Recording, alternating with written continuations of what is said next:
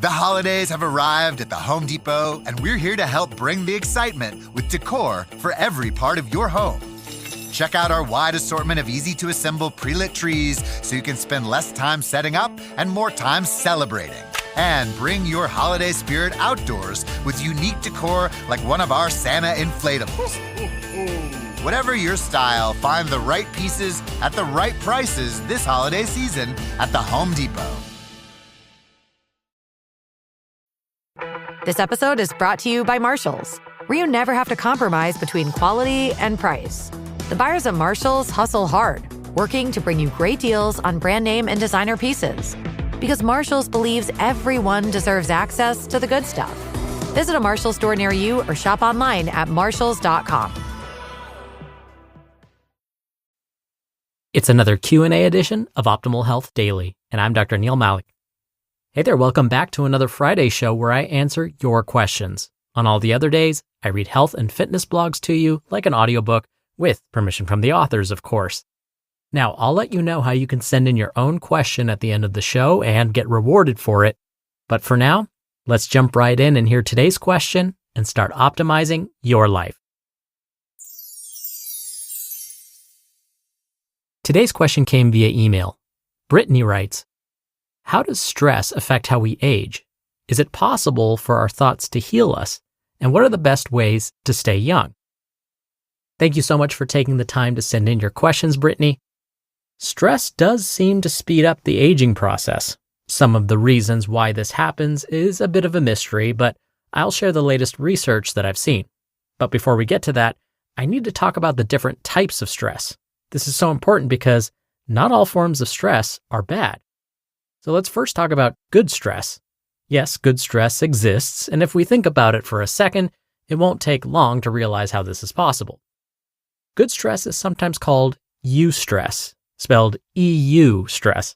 Anyways, an example of good stress would be the feelings of exhilaration after riding a really fun roller coaster, or the sense of accomplishment after finishing a tough workout. Again, these would all be forms of good stress, or eustress. Then there's distress and toxic stress. Distress, as you've probably guessed, is the bad kind of stress, the type that weighs on our minds. Toxic stress is when we start to see the negative effects of stress on the body, like increased disease risk and premature aging. Now, the reason toxic stress starts to increase a person's risk for disease is because it's the stress we've been dealing with for weeks or months. Now, this is different from something called acute stress. Think of acute stress as short-term stress. Like, let's say you were quietly playing a game on your phone, and all of a sudden, there's a loud noise, like a firecracker going off. At first, you may have jumped out of your chair, your muscles tensed, your heart is racing, and your blood pressure went through the roof. All of this is the fight or flight distress response. But once your brain and body realize there's no real threat to you, it was, after all, just a loud noise, the distressful fight or flight response goes away, and your muscles will start to relax again. Your heart rate will slow down, and your blood pressure will go back to normal. But with chronic distress, when we get to the toxic levels of stress, it's like your body never gets a chance to relax and go back to normal. The body is in constant fight or flight mode. So think of chronic distress or toxic stress like carrying around a heavy pack on your shoulders all the time. Imagine carrying a heavy pack on your shoulders all the time starts to tear the body down. And again, that's when we're experiencing toxic stress. So what we're learning is that when we're experiencing toxic stress, the body continues to secrete stress hormones. Normally, and for most of the time, stress hormone levels throughout the body stay fairly low, and they should stay fairly low.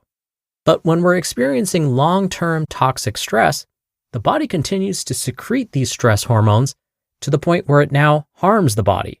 For example, high levels of stress hormones can trigger headaches, stomach and intestinal pain, chest pain, fatigue, anxiety, difficulty falling asleep or staying asleep, and even symptoms of depression. Researchers have also found that long-term toxic stress increases the risk of developing high blood pressure. Then there's this other thing, this really important other thing. the one that may be most responsible for some of the longer-term effects of toxic stress. Here it is. Long-term toxic stress leads to inflammation throughout the body. Sometimes this is called systemic inflammation.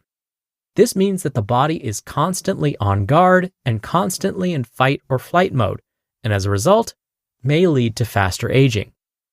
Other studies have found that long-term toxic stress can increase the risk of developing Alzheimer's disease, which is a severe form of dementia. So what should we do? Here's the trick. Think of stress management like you would any other important event or meeting during your day. For me, I schedule trips to the gym. I'm not kidding. I block out an hour of my schedule on those days I want to get in that oh-so-important workout. And that's worked really well for me, especially when it comes to staying consistent with my workouts. So now I block out time for some peace and quiet. It's my time for a mind dump, or to do some yoga or some stretching or some deep breathing or some reading or guitar playing. Anything that makes me happy and helps me feel more energized and less stressed, I block out time for that. Chances are, if you're anything like me, if it's not scheduled, you won't do it. So what are some behaviors we should schedule into our days to nip stress in the bud before it begins to feel like toxic stress? You've heard of these before, but I'll reiterate them. Take deep belly breaths. Inhale for 4 seconds, hold your breath for 4 seconds, and exhale for at least 4 seconds. Then repeat this practice at least, you guessed it, 4 times.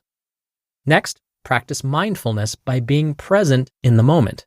So take a moment and concentrate on your surroundings. What do you see? What do you hear, feel, smell, and taste right now? This works even better if you can combine it with the deep breathing exercise I just mentioned. Practicing yoga is also great for getting into this more mindful state. Now, Brittany, you asked, can our thoughts heal us? To a certain extent, yes, because if we're practicing mindfulness and we're practicing positive thoughts, it's going to lower the stress response. Can our thoughts heal us from, let's say, cancer, the common cold?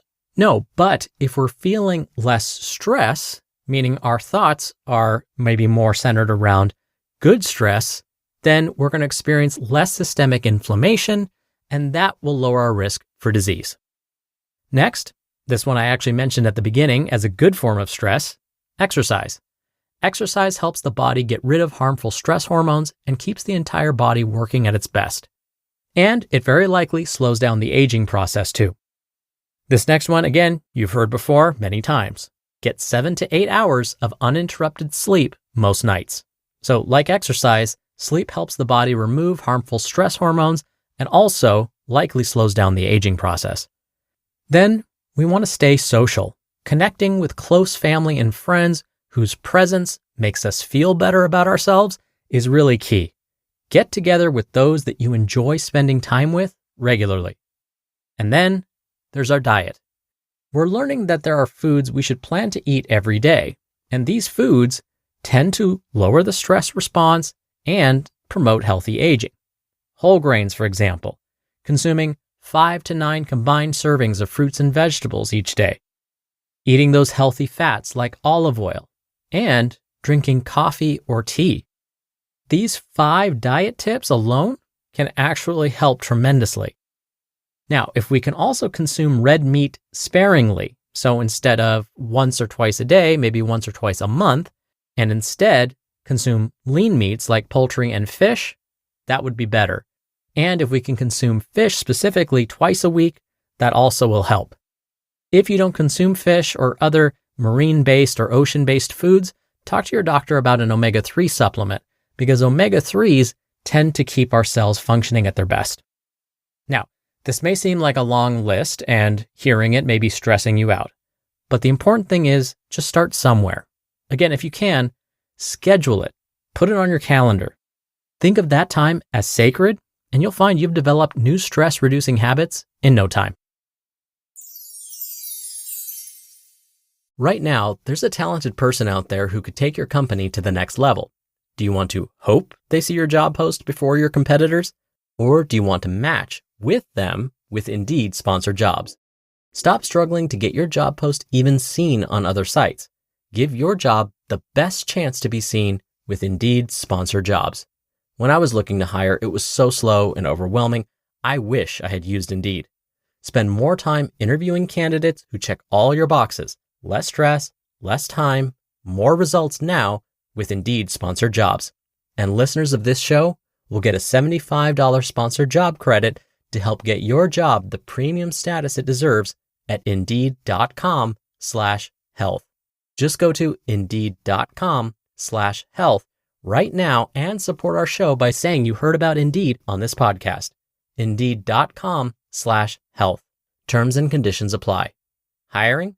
Do it the right way with Indeed. Rinse takes your laundry and hand delivers it to your door, expertly cleaned and folded. So you could take the time once spent folding and sorting and waiting to finally pursue a whole new version of you. Like Tea Time You. Or this Tea Time You.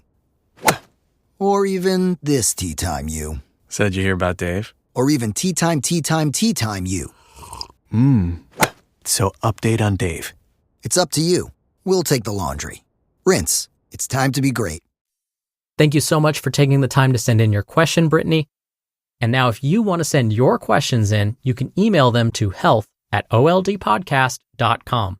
That's health@oldpodcast.com. Or if you want your voice played on the show, come by oldpodcast.com/ask. Or you can do it the old-fashioned way and call in your question. The number is 161-I-LOVE-OHD. That's 1-614-568-3643.